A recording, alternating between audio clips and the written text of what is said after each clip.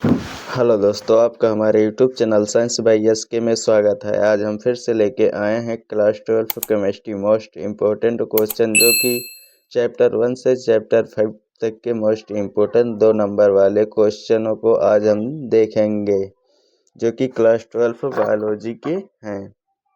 तो चलिए आज के हम अपने क्वेश्चनों को स्टार्ट करते हैं। हमारा सबसे पहला प्रश्न क्या है?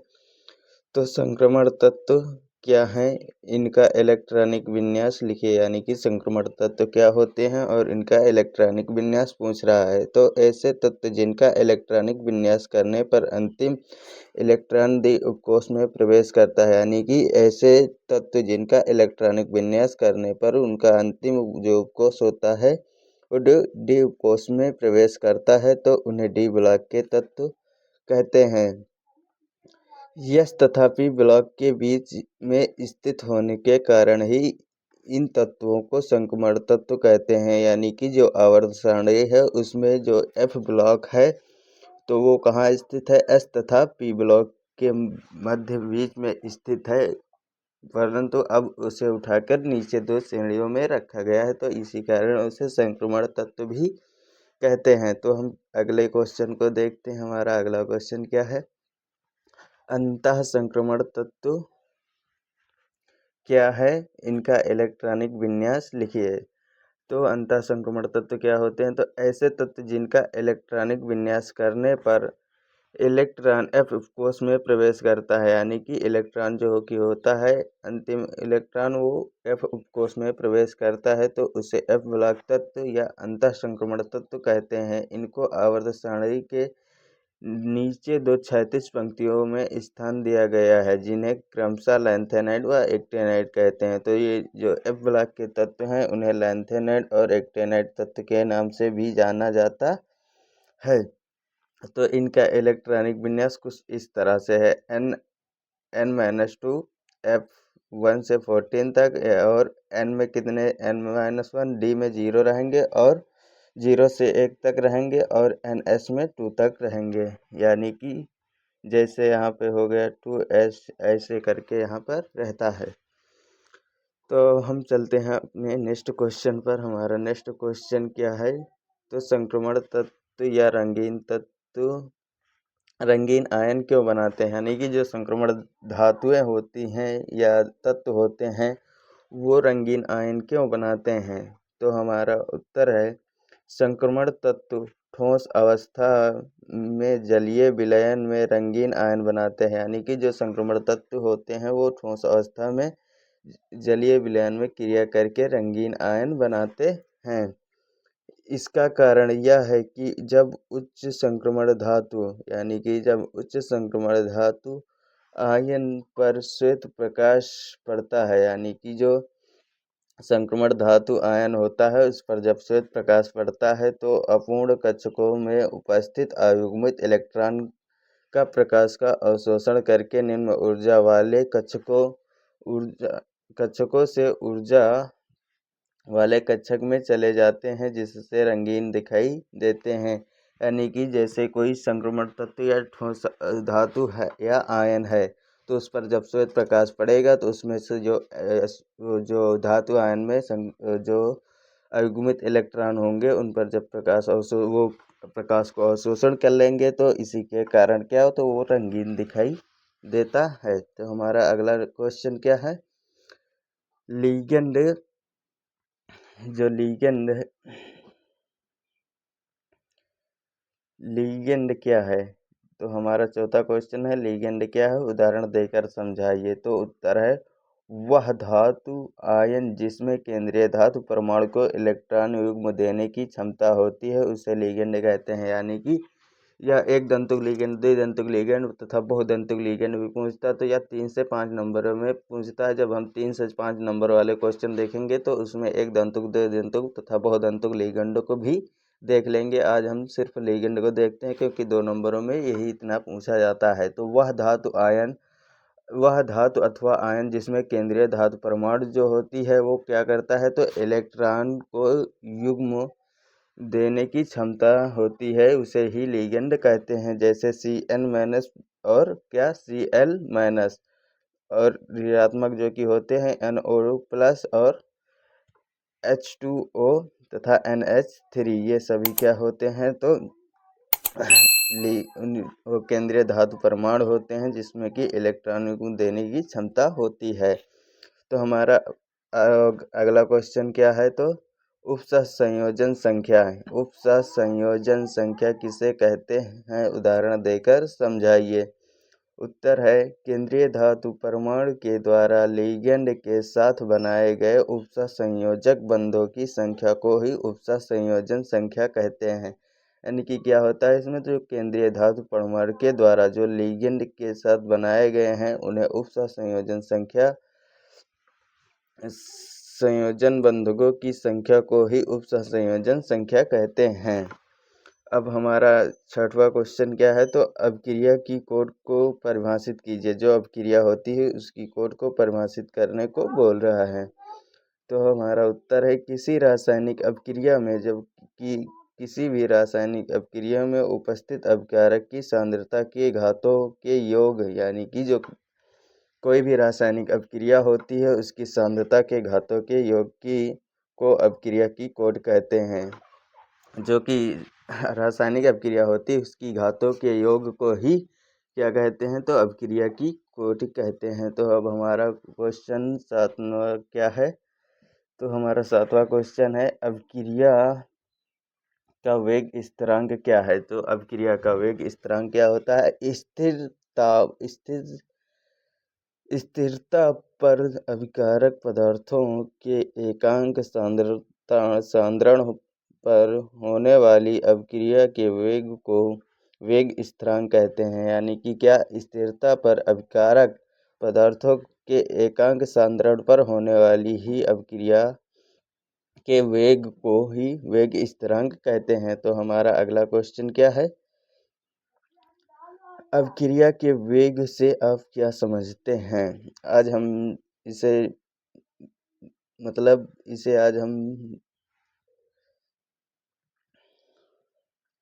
तो हमारा अगला क्वेश्चन क्या है, अभिक्रिया के वेग से आप क्या समझते हैं।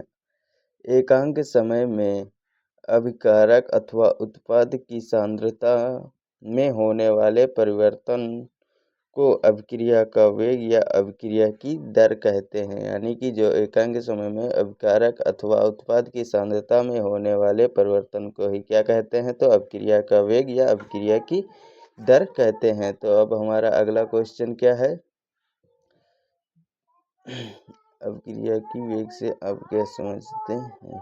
तो हमारा अगला क्वेश्चन है तुल्यांकी चालकता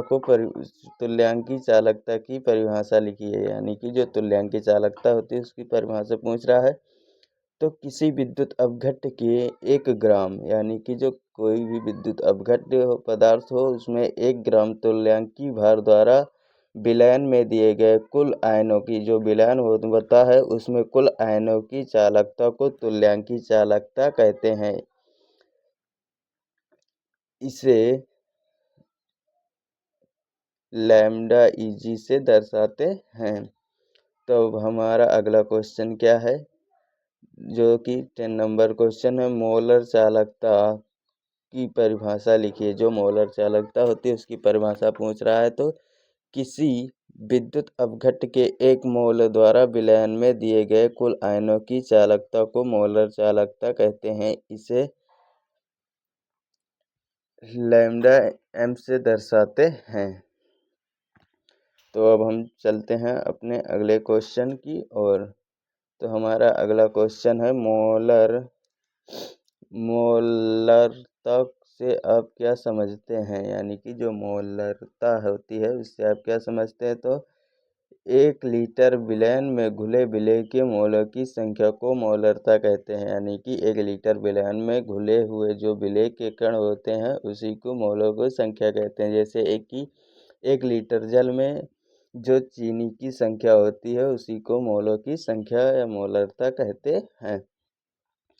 तो अब हमारा क्वेश्चन है मोलरता की परिभाषा। ये क्वेश्चन भी बहुत इंपॉर्टेंट है, ये पूछे ही जाते हैं। मोलरता ये दोनों पूछे जाते हैं। तो मोलरता की परिभाषा लिखिए। 1 किलोग्राम विलायक में घुले हुए विलेय के मोलों की संख्या को क्या कहते हैं? तो मोलरता कहते हैं। ये दोनों सेम टू सेम है। जहाँ पर 1 लीटर है वहाँ पर 1 किलोग्राम कर दीजिए। विलायक में घुले विलेय की मोलों की संख्या को ही क्या कहते हैं? मोलरता कहते हैं। अब हमारा अगला क्वेश्चन क्या है? मोल प्रभाज की परिभाषा लिखिए। तो किसी घटक क्या है? किसी घटक का मोल प्रभाज विलयन में उपस्थित उस घटक के मोलों की संख्या तथा कुल घटक के मोलों की संख्या के अनुपात के बराबर होता है। तो इसमें क्या होता है? किसी भी घटक का मोल प्रभाज जो मोल प्रभाज विलयन में उपस्थित उस घटक के मोलों की संख्या तथा कुल घटक के मोलों की संख्या के अनुपात के बराबर होता है। तो अब हम चलते हैं अपने नेक्स्ट क्वेश्चन पर। यदि क्वेश्चन समझ में आ रहे हैं तो प्लीज़ वीडियो को लाइक, अभी तक चैनल को सब्सक्राइब नहीं किया तो चैनल को सब्सक्राइब करें। अब हमारा अगला क्वेश्चन क्या है? क्वथनांक में उन्नयन से आप क्या समझते हैं? उत्तर है किसी विलायक, यहाँ पे गलती हो गई तो यहाँ पे क्या होगा? किसी विलायक में कोई आवासशील विलेय पदार्थ घोलने पर क्वथनांक में होने वाली वृद्धि को क्वथनांक में उन्नयन कहते हैं। यानी कि किसी भी विलायक में कोई आवासशील विलेय पदार्थ घोलने पर क्वथनांक में होने वाली जो वृद्धि होती है उसी को क्या कहते हैं? तो क्वथनांक में उन्नयन कहते हैं। अब हमारा क्वेश्चन है हिमांक में अवनमन से आप क्या समझते हैं? तो किसी विलायक में कोई अवाष्पशील विलेय पदार्थ घोलने पर हिमांक में होने वाली कमी को, यानी कि जो अवाष्पशील विलेय पदार्थ होता है उसमें घोलने पर जो हिमांक में होने वाली कमी होती है उसे ही हिमांक अवनमन कहते हैं। तो हम आशा करते हैं जो भी क्वेश्चन आपको अच्छे से समझ में आ गया होगा। तो हम देखते हैं अब अपना नेक्स्ट क्वेश्चन क्या है। परासरण दाब की परिभाषा लिखिए। जो परासरण दाब है, तो किसी विलायक में के कणों का निम्न सांद्रण से उच्च सांद्रण की और अर्धपारगम्य झिल्ली द्वारा स्वतः प्रवाह परासरण दाब कहलाता है।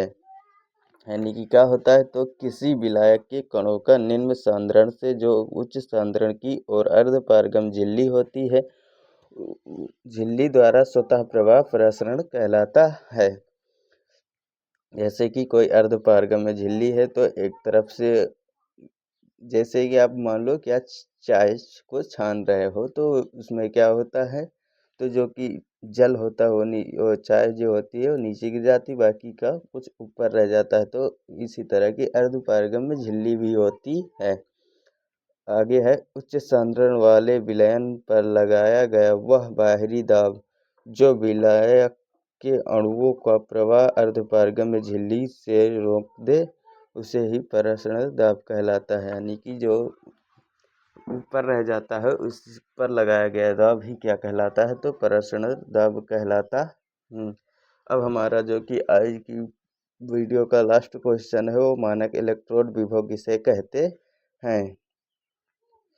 तो उत्तर है 25 डिग्री सेल्सियस ताप तथा 1 वायुमंडलीय दाब पर जब किसी धातु की क्षण को 1 मोलर सांद्रण वाले उसी धातु के लवण के विलयन में डुबोते हैं तो धातु की सतह पर जो विभव स्थगित होता है उसे क्या कहते हैं? तो मानक इलेक्ट्रोड विभव कहते हैं। इसे ई एप्सिलॉन नॉट सेल से दर्शाते हैं। क्या होता है?